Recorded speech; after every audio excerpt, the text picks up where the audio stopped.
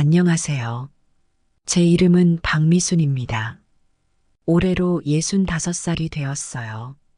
긴 세월을 살아오면서 많은 일들이 있었지만 오늘은 제 인생에 대해 조금 더 자세히 들려드리고 싶어요. 제 이야기가 누군가에게는 위로가, 또 누군가에게는 교훈이 될 수 있기를 바랍니다. 젊은 시절부터 저는 남편과 함께 작은 분식집을 운영했어요. 우리 부부의 첫 가게였죠. 골목 안쪽에 자리 잡은 조그마한 가게였지만 우리에겐 꿈과 희망이 가득한 곳이었어요. 매일 새벽 4시에 일어나 재료를 준비하고 밤 10시가 넘어서야 문을 닫았어요. 힘들었지만 행복했어요. 남편은 언제나 제 옆에서 든든한 힘이 되어 주었고, 우리의 작은 가게는 사랑으로 가득 찼었죠. 손님들이 맛있게 음식을 드시는 모습을 보면 그렇게 뿌듯할 수가 없었어요. 특히 학생들이 방과 후에 들러 떡볶이를 먹으며 수다 떠는 모습을 보면 저도 모르게 미소가 지어졌죠. 그 아이들 중 몇몇은 성인이 되어 가끔 찾아와 그때 얘기를 하곤 했어요. 그럴 때마다 그 시절이 그리워집니다. 그렇게 하루하루 열심히 살았어요. 조금씩 돈도 모이고 단골 손님도 늘어갔죠. 그러다 우리 부부에게 가장 큰 선물이 찾아왔어요. 바로 아들 만혁이었죠. 만혁이가 태어났을 때 그 기쁨은 말로 표현할 수 없었어요. 앞으로 새 식구가 행복하게 살 거라고 믿었죠. 하지만 세상 일이 뜻대로 되나요? 만혁이가 10살 되던 해 겨울, 갑자기 남편이 쓰러졌어요. 처음엔 과로겠거니 하고 대수롭지 않게 여겼는데 병원에 실려간 남편의 병세가 급격히 악화되더니 결국 세상을 떠나고 말았어요. 의사 선생님 말씀이 가난 말기래요. 그때 하늘이 무너지는 것 같았어요. 남편은 마지막 순간에 제 손을 꼭 잡고 이렇게 말했어요. 미순아, 미안해. 만혁이, 잘 부탁해. 넌 할 수 있어. 그 말을 듣는 순간 눈물이 멈추지 않았어요. 그날 밤 저는 만혁이를 꼭 안고 밤새 울었어요. 하지만 울고만 있을 순 없었죠. 이제 제가 가장이 되어 만혁이를 키워야 했으니까요. 남편의 장례를 치르고 난 후 저는 혼자 모든 것을 감당해야 했어요. 슬퍼할 겨를도 없이 바로 일터로 나가야 했습니다. 그때부터 저 혼자 아들을 키우며 장사를 해야 했어요. 아침부터 밤까지 쉴 새 없이 일했죠. 만혁이가 학교에서 돌아올 때면 잠깐 시간을 내어 숙제를 봐주고 저녁을 먹이곤 했어요. 그리고 다시 가게로 돌아와 늦은 밤까지 일했습니다. 몸은 고됐지만 만혁이를 위해 버텨야 했어요. 가끔 너무 힘들어 포기하고 싶을 때면 남편이 했던 말을 떠올렸어요. 넌 할 수 있어. 그 말을 기억하며 다시 힘을 냈죠. 만혁이가 잘 자라는 모습을 보면 그동안의 고생이 눈 녹듯 사라졌어요. 주변에서는 재혼을 권하기도 했어요. 혼자 애 키우기 힘들 텐데 새 아버지를 만들어주는 게 어떻겠냐고요. 하지만 저는 거절했어요.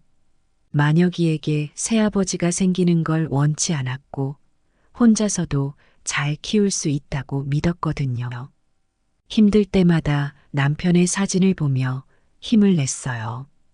세월이 흘러 만혁이는 어느새 훌쩍 자랐어요. 착하고 공부도 잘했죠. 선생님들도 만혁이를 칭찬하셨어요. 어머니, 만혁이 정말 착하고 똑똑해요. 앞으로가 기대돼요. 그런 말씀을 들을 때마다 가슴이 뿌듯했죠. 제가 한 몸 바쳐 뒷바라지한 보람이 있어 좋은 대학에 들어갔어요. 그날 합격 소식을 들었을 때의 기쁨이란 지금도 생생해요. 온 동네방네 소문이 났어요. 모두들 혼자 애 키우느라 얼마나 힘들었겠냐며 축하해 주셨어요. 그때 느낀 자부심은 말로 표현할 수 없을 정도였어요. 대학에 입학한 만혁이를 보며 이제 좀 편해질 수 있겠다고 생각했어요.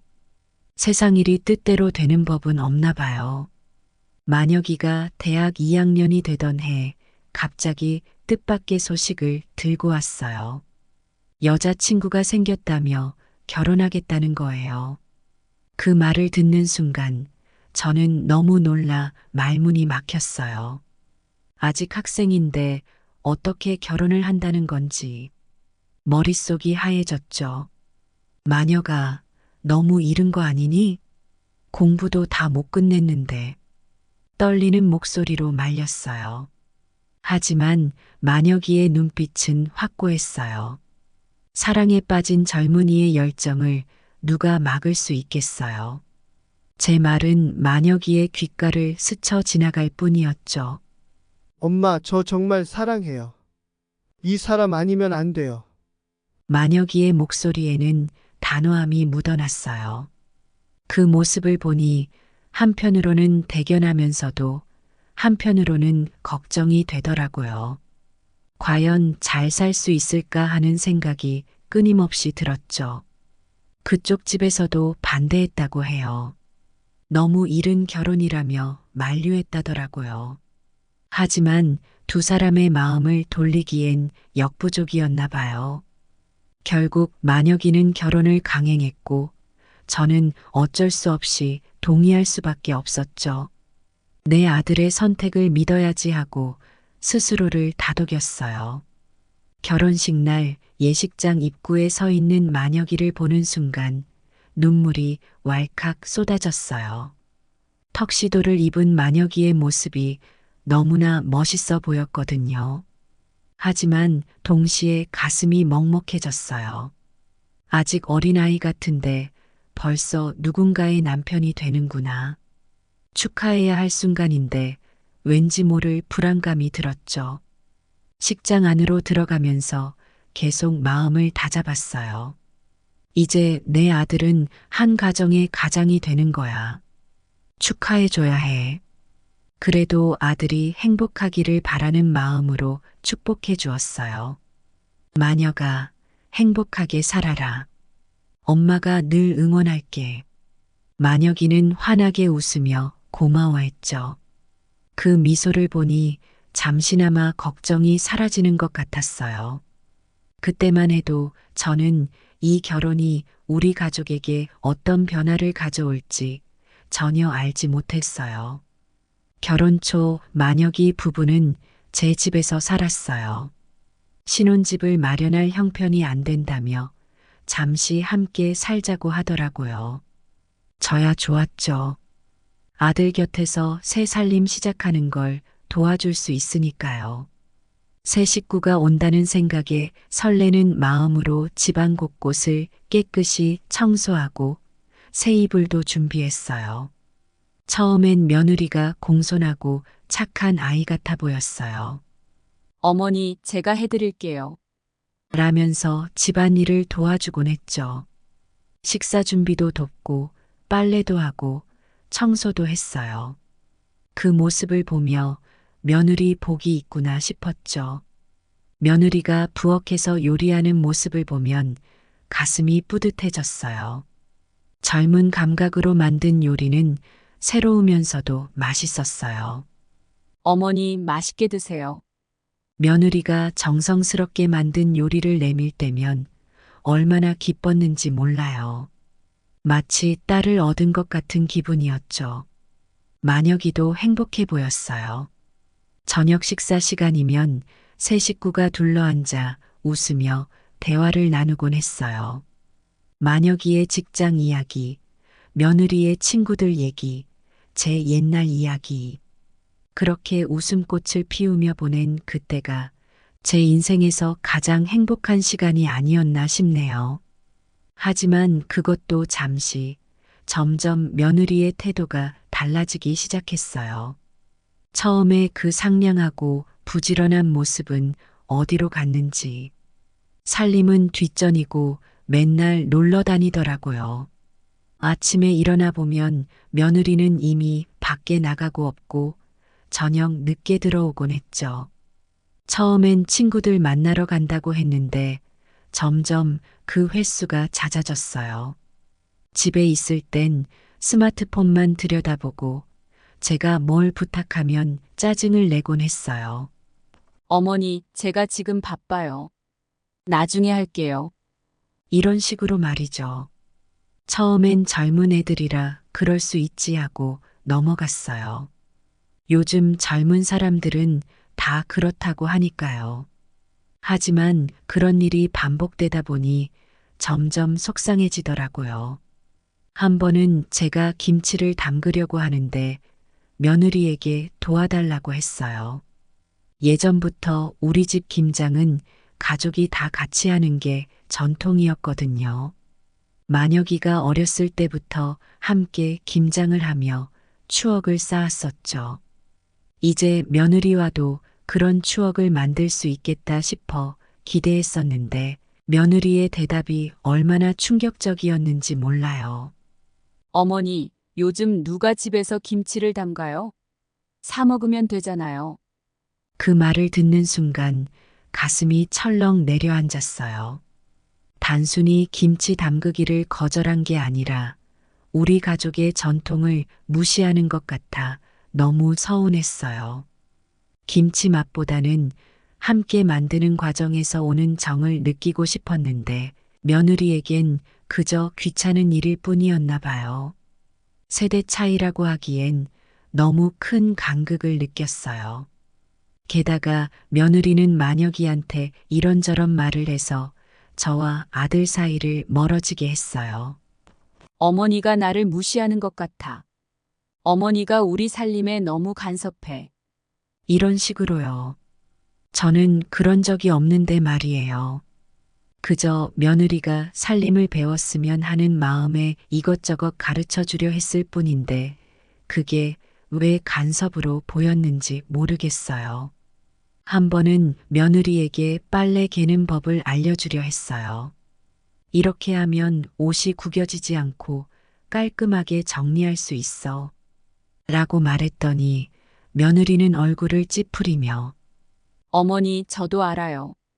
제 방식대로 할게요. 라고 하더라고요. 그 순간 제 마음이 얼마나 상했는지 몰라요. 그저 도와주려고 한 건데 말이에요. 이런 일들이 쌓이다 보니 만혁이는 점점 저를 대하는 태도가 차가워졌어요. 예전에는 엄마라고 부르면서 다정하게 불렀던 아들이 이제는 어머니라고 부르며 거리를 두더라고요. 그 말 한마디에 우리 사이가 얼마나 멀어졌는지 실감할 수 있었어요. 퇴근하고 들어와서도 예전처럼 반갑게 인사하지 않고 그저 고개만 살짝 끄덕이고 방으로 들어가 버리곤 했어요. 엄마 나왔어. 라고 외치며 들어오던 아들의 모습이 그리워졌어요. 지금은 현관문 소리만 들려도 가슴이 철렁 내려앉곤 해요. 식사 시간에도 예전의 화목한 분위기는 사라졌어요. 만혁이와 며느리는 서로 얘기하느라 바쁘고 저는 그저 옆에서 밥만 먹어야 했죠. 가끔 대화에 끼어들려고 해도 둘은 대충 대답하고 다시 자기들끼리 얘기하곤 했어요. 마녀가 오늘 회사는 어땠어? 라고 물어보면 그냥요. 라는 짧은 대답만 돌아와요. 며느리에게 오늘 뭐 했니? 라고 물어봐도 별로 한 거 없어요. 라는 대답뿐이에요. 더 이상 대화를 이어갈 수 없어 그저 밥만 먹어야 했죠. 옛날에는 식사 시간이 그렇게 즐거웠는데 만혁이가 학교에서 있었던 일을 신나게 얘기하고 저는 그 이야기를 들으며 웃곤 했었죠. 지금은 그런 시간들이 꿈만 같아요. 식탁에 앉아 있지만 마음은 먼 곳에 가 있는 것 같아요. 그렇게 하루하루 지내면서 제 마음은 점점 더 쓸쓸해졌어요. 내 집인데, 내 아들인데, 왜 이렇게 외톨이가 된 것 같은 기분이 드는 걸까요? 마치 제가 이 집에서 손님이 된 것 같은 기분이에요. 내 방에 들어가 문을 닫으면 그제야 숨을 쉴 수 있을 것 같아요. 밤마다 이불 속에서 눈물을 훔치곤 했어요. 만혁이가 어렸을 때 찍은 사진을 보며 우리 아들 언제부터 이렇게 변한 거니? 라고 중얼거리곤 했죠. 그때는 제 품에 안겨 잠들던 아들이 이제는 저를 낯선 사람 대하듯 해요. 그 생각을 하면 가슴이 찢어질 것 같아요. 하지만 누구에게 하소연할 수도 없었죠. 친구들에게 말하자니 창피하고 만혁이에게 직접 말하자니 더 멀어질까 두려웠어요. 그저 시간이 지나면 나아지겠지 하는 희망을 가지고 참고 또 참았어요. 매일 아침 거울을 보며 오늘은 좋은 날이 될 거야 라고 다짐하곤 했어요. 하지만 현실은 달라지지 않았죠. 그래도 포기하지 않고 만혁이와 며느리에게 다가가려 노력했어요. 언젠가는 우리가 다시 가족다운 가족이 될 수 있을 거라 믿으면서요. 하지만 그 언젠가가 언제 올지 기다리는 시간이 너무 길고 외롭게 느껴졌어요. 결국 둘은 따로 나가 살겠다며 이사를 갔죠. 만혁이가 짐을 싸는 걸 보며 눈물이 났어요. 하지만 붙잡을 수가 없었어요. 문턱을 넘어가는 만혁이의 뒷모습을 보며 이제 정말 끝인가 하는 생각이 들었죠. 그날 밤 텅 빈 집에 혼자 남아 울었어요. 남편이 세상을 떠났을 때보다 더 외롭고 서러웠어요. 그 후로 만혁이는 저를 찾아오지 않았어요. 명절에도 안 오고 전화도 잘 안 받았죠. 처음엔 매일 전화를 걸었어요. 하지만 대부분 지금 바빠요. 나중에 전화할게요. 라는 짧은 대답뿐이었죠. 점점 전화 거는 횟수도 줄어들었어요. 한 달에 한 번, 두 달에 한 번, 나중엔 반년에 한 번 통화하기도 힘들었어요. 한 번은 독감에 걸려 며칠째 알아누웠는데 너무 힘들어서 만혁이에게 연락했어요. 만혁아, 엄마가 많이 아파. 좀 와줄 수 있니? 어머니, 제가 지금 회사에서 너무 바빠요. 나중에 시간 나면 갈게요. 라고 하더라고요. 결국 오지 않았어요. 그때 정말 서러웠어요. 내가 키운 아들인데 이렇게 남처럼 굴다니. 저는 매일 울면서 지냈어요. 창밖으로 보이는 행복해 보이는 가족들을 보며 왜 이렇게 됐을까? 내가 뭘 잘못했나 하고 생각하며 괴로워했죠. 밤마다 만혁이 어렸을 때 사진을 보며 그리워했어요. 그때로 돌아갈 수만 있다면 뭐든 다르게 해볼 텐데 하는 생각이 들었죠. 동네 사람들 모임에 가보기도 했어요. 처음엔 그래도 사람들과 어울리면 마음이 나아질까 싶어서요. 하지만 다들 손주 자랑하는 걸 듣고 있자니 더 서러워져서 그만뒀어요. 우리 손주가 어쩌고 저쩌고 하는 얘기를 들을 때마다 가슴이 아팠거든요. 결국 집에서 텔레비전이나 보며 시간을 보냈죠. 가끔 옛 단골 손님들이 찾아와 안부를 물어주시곤 했어요. 그게 유일한 위안이었었죠. 그렇게 외롭고 쓸쓸한 날들이 이어졌어요. 매일 아침 눈을 뜨면 오늘은 만혁이가 연락할까 하는 기대를 하면서도 저녁이 되면 또 실망하곤 했죠. 시간이 지날수록 점점 더 우울해졌어요. 가끔은 내가 왜 살아야 하나 하는 생각까지 들었어요. 그러던 어느 날 갑자기 동사무소에서 연락이 왔어요. 옛날에 샀던 땅이 재개발 지역으로 지정되었다는 거예요. 남편 살아있을 때 어렵게 모아 장만했던 땅인데 솔직히 잊고 있었어요. 그 땅을 살 때만 해도 이게 뭐가 되겠어 싶었는데 세월이 지나니 이렇게 값어치가 있는 거였네요. 보상금으로 10억 원이 넘는 돈을 받게 된다고 하더라고요. 처음 들었을 땐 깜짝 놀라 말을 잇지 못했어요. 평생 가난하게 살았는데 갑자기 큰 돈이 생긴 거죠. 믿기지 않았어요. 그 순간 머릿속이 하얘졌어요. 이게 정말 사실일까? 꿈을 꾸는 걸까 하는 생각이 들었죠. 며칠 밤을 뜬 눈으로 지새웠어요. 이 돈으로 뭘 할까 하는 생각에 잠을 이루지 못했죠. 만혁이에게 줘야 할까? 아니면 나 혼자 써야 할까? 고민이 많았어요. 한편으로는 이제 편하게 살 수 있겠구나 하는 안도감도 들었고, 다른 한편으로는 이 돈 때문에 누군가 나를 이용하려 들면 어쩌지 하는 걱정도 됐어요. 그래도 우선 만혁이에게 알려야겠다고 생각했어요. 아무리 그래도 내 아들인데 이런 중요한 일을 모르게 할 순 없잖아요. 떨리는 마음으로 만혁이에게 전화를 걸었어요. 오랜만에 거는 전화라 가슴이 두근거렸죠.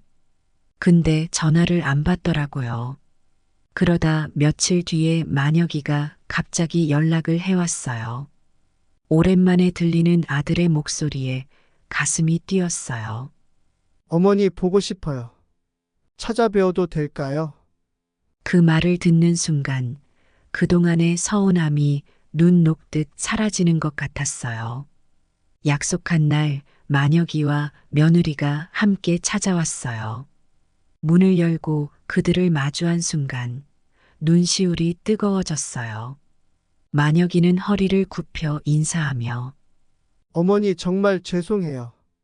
그동안 제가 너무 불효했어요. 라고 말하며 제 손을 잡았어요.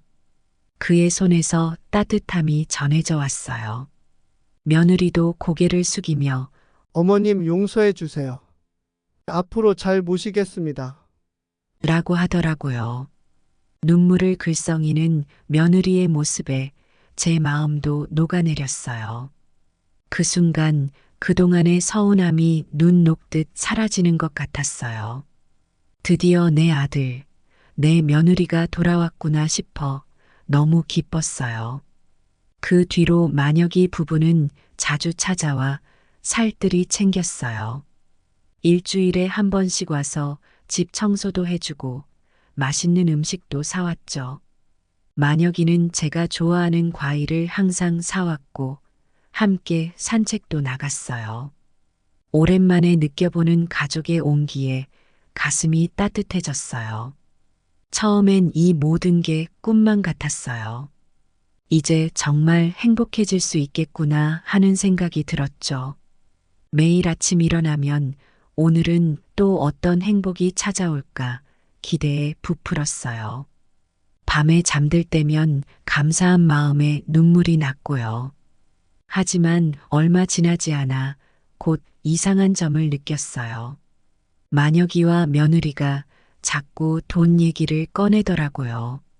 처음엔 넌지시 재개발 얘기를 물어보더니 나중엔 노골적으로 돈을 요구하기 시작했어요. 어느 날 만혁이가 조심스럽게 입을 열었어요. 어머니 저희가 사업을 하나 구상 중인데 초기 자금이 필요해요. 2억만 빌려주시면 안 될까요? 그 말을 듣는 순간 가슴이 철렁 내려앉았어요. 하지만 사업을 한다니 기특하다는 생각에 선뜻 돈을 빌려주었죠. 아들의 미래를 위해서라면 이 정도쯤이야 하는 마음이었어요. 그러고 나서 얼마 지나지 않아 며느리가 또 돈을 요구했어요. 어머니, 아이를 갖고 싶은데 차가 없어서 불편할 것 같아요. 5천만 원만 도와주시면 평생 효도할게요.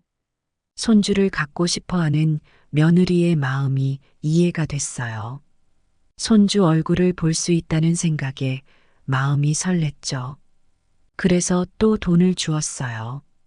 이런 식으로 계속 돈을 요구했어요. 처음엔 망설이며 거절도 해봤어요. 하지만 만혁이와 며느리는 계속 조르고 달래더라고요. 어머니 이번만 도와주시면 정말 열심히 살아서 꼭 갚을게요. 이런 말에 넘어가 조금씩 주기 시작했죠. 그러다 보니 어느새 제 통장 잔고는 반 토막이 났어요. 10억이 넘던 돈이 어느새 5억도 채 안 남게 된 거예요. 돈이 이렇게 빠르게 줄어드는 걸 보니 불안하기도 했지만 한편으로는 자식을 위해 쓰는 거니까 하며 스스로를 위로했어요. 돈을 줄 때마다 만혁이 부부는 극진히 효도한다며 온갖 약속을 했어요. 어머니 이제부터 매일 찾아뵐게요. 어머님 건강 꼭 챙기겠습니다. 이런 말들이었죠. 그 말을 들을 때마다 그래, 이제 정말 행복해지겠구나 하는 기대에 부풀었어요. 하지만 현실은 달랐어요. 돈만 받고 나면 연락이 뚝 끊겼어요. 한 달에 한 번 오던 게 2달에 한 번, 석 달에 한 번으로 줄어들었어요. 전화를 해도 지금 바빠요. 나중에 전화할게요. 라는 대답뿐이었죠. 점점 더 외로워지는 것 같았어요. 가장 서운했던 건 제가 아파서 병원에 입원했을 때였어요. 만혁이에게 연락했더니 해외여행 중이라며 오지 않더라고요. 나중에 알고 보니 제가 준 돈으로 여행 갔다는 거예요. 그때 정말 가슴이 아팠어요. 내가 병원에 누워 있는데 내 돈으로 여행을 가다니 하는 생각에 눈물이 멈추지 않았어요. 병실에 혼자 누워 천장만 바라보며 많은 생각이 들었어요. 점점 더 서운한 마음이 커져갔어요. 이 돈을 이렇게 허무하게 써버리는 게 맞나 싶었죠. 후회도 들었어요. 하지만 한편으론 그래도 내 자식인데 라는 생각에 계속 참았어요. 언젠가는 정신 차리겠지 하는 희망을 버리지 않았던 거예요. 아들에 대한 사랑이 아직 남아 있었나 봐요. 그래서 전화가 올 때마다 또 기대를 하고 실망하고 그 과정을 반복했어요. 밤마다 이불 속에서 눈물을 훔치면서도 내일은 달라질 거야 하고 믿었어요. 하지만 날이 갈수록 만혁이 부부의 연락은 뜸해졌고 제 마음속 상처는 더 깊어만 갔어요. 그래도 포기할 수 없었어요. 내 아들, 내 며느리니까. 그들이 언젠가 진심으로 후회하고 돌아오길 바라는 마음으로 하루하루를 버텼어요. 그러던 어느 날 만혁이가 또 돈을 빌리러 왔어요. 이번엔 집을 사겠다며 5억을 요구하더라고요. 문을 열고 들어서는 만혁이의 표정에서 뭔가 다른 점을 느꼈어요. 눈빛이 예전과 달랐어요. 따뜻함이나 죄송함은 없고 그저 뭔가를 얻으려는 듯한 냉정한 눈빛이었죠. 만혁이는 거실에 앉자마자 본론부터 꺼냈어요. 어머니 우리 애기도 생겼는데 이제 집 한 채는 있어야 하지 않겠어요? 어차피 나중에 어머니 재산 다 저희 거 될 텐데 미리 주시면 안 돼요? 그 말을 듣는 순간 온몸에 전기가 흐르는 것 같았어요. 뭔가가 확 깨닫는 느낌이 들었어요. 마치 오랫동안 안개 속을 헤매다 갑자기 맑은 하늘을 보게 된 것처럼요. 이 사람들은 나를 어머니로 생각하는 게 아니라 그저 돈줄로만 여기는구나. 그제야 모든 게 분명해졌어요. 지난 몇 달간의 일들이 주마등처럼 스쳐 지나갔어요. 갑자기 찾아와 눈물 흘리며 용서를 빌던 모습, 자주 찾아와 살뜰히 챙기던 모습, 효도하겠다며 하던 약속들. 그 모든 것이 연기였다는 걸 깨달았죠. 그들에게 나는 그저 돈을 뽑아낼 수 있는 ATM기 같은 존재였던 거예요. 가슴이 찢어지는 것 같았어요. 내가 그토록 사랑하고 아끼던 아들, 그리고 며느리. 그들의 진심을 알게 되니 너무나 큰 상처와 배신감이 밀려왔어요. 눈물이 왈칵 쏟아지려 했지만 꾹 참았어요. 더 이상 그들 앞에서 약한 모습을 보이고 싶지 않았거든요. 대신 깊은 숨을 들이쉬고 가능한 한 차분하고 단호한 목소리로 말했어요. 마녀가 미안하구나. 하지만 이제 더 이상 줄 돈이 없어. 나도 늙어서 병원비도 들고 살아갈 돈이 필요해. 너희 둘이 열심히 살아보렴. 그 말을 듣고 만혁이 부부의 표정이 순식간에 바뀌는 걸 볼 수 있었어요. 그동안의 온화하고 다정한 표정은 온데간데 없고 짜증과 실망감이 역력한 얼굴이 되더라고요. 만혁이는 잠시 아무 말도 하지 않다가 벌떡 일어났어요. 알겠습니다. 그럼 가보겠습니다. 차가운 목소리로 말하고는 며느리의 손을 잡고 문 쪽으로 향했어요. 그게 마지막이었어요. 문이 쿵 하고 닫히는 소리가 들리고 그들의 발자국 소리가 멀어져 가는 걸 들으며 저는 그 자리에 그대로 앉아 있었어요. 한동안 아무 생각도 들지 않았어요. 그저 멍하니 앉아 있었죠. 시간이 얼마나 지났을까요? 문득 정신을 차리고 보니 어둑어둑해진 거실에 혼자 앉아 있었어요. 그제야 눈물이 왈칵 쏟아졌어요. 한참을 울고 또 울었어요. 아들을 키우며 고생했던 지난 세월, 그의 결혼을 반대하지 못하고 허락했던 순간 며느리와의 갈등, 그리고 최근의 일들까지 모든 기억이 눈물과 함께 흘러내렸어요. 그 후로 만혁이 부부에게서 연락 한 번 없었어요. 제 마음은 찢어질 듯 아팠지만 한편으로는 후련하기도 했어요. 더 이상 거짓된 관계를 유지하지 않아도 된다는 안도감이 들었거든요. 이제와 돌아보니 참 어리석었다는 생각이 들어요. 돈으로 자식의 사랑을 살 수 있다고 착각했던 거죠. 자식이기만 하면 무조건 사랑해야 한다는 고정관념에 사로잡혀 있었던 것 같아요. 하지만 이제는 달라요. 사랑은 일방적인 게 아니라 서로 주고받는 거라는 걸 깨달았어요. 물론 처음엔 많이 힘들었어요. 매일 밤 잠들기 전 만혁이 사진을 보며 울기도 했고, 길에서 우연히 만혁이와 비슷한 또래의 아들과 어머니가 다정히 걸어가는 모습을 보면 가슴이 아프기도 했죠. 하지만 시간이 지나면서 조금씩 그 아픔을 받아들이는 법을 배웠어요. 이제 저는 남은 돈으로 조용히 살아가려고 해요. 매일 아침 일찍 일어나 동네 공원을 산책하고 친구들과 시간을 보내며 지내고 있어요. 작은 화분에 꽃도 가꾸고 동네 주민센터에서 하는 프로그램에도 참여하고 있어요. 외롭지 않게 지내려고 노력하고 있답니다. 가끔 제가 운영하던 분식집을 떠올리며 추억에 잠기곤 해요.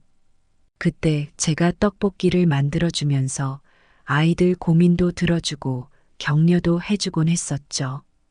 그 아이들은 지금 어른이 되어 각자의 자리에서 열심히 살아가고 있어요.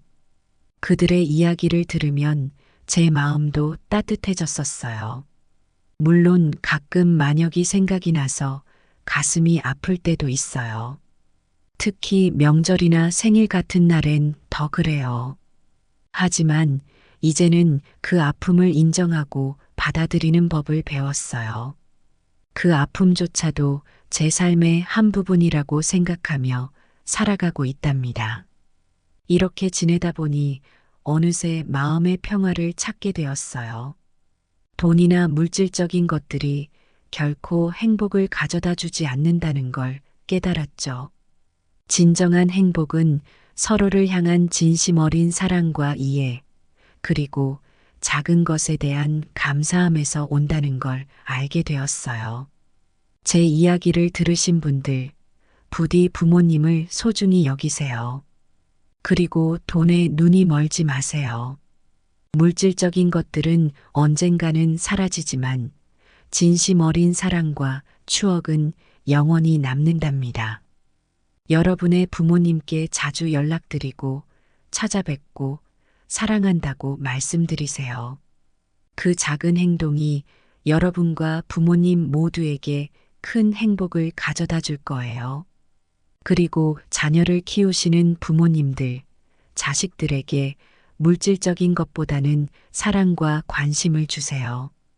돈으로 살 수 있는 건 한계가 있지만 부모의 사랑은 자식의 인생을 바꿀 수 있어요. 자식들과 많은 시간을 보내고 자식들의 이야기에 귀 기울여 주세요.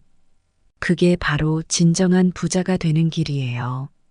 마지막으로 인생길에는 내리막길도 있고 오르막길도 있다는 걸 기억하세요. 지금 힘든 시기를 겪고 계신다면 그것 또한 지나갈 거라는 걸 믿으세요. 저도 그랬듯이 여러분도 언젠가는 그 아픔을 이겨내고 더 강해질 수 있을 거예요. 긴 이야기 들어주셔서 감사합니다. 여러분 모두 행복하고 건강하시기를 바랍니다.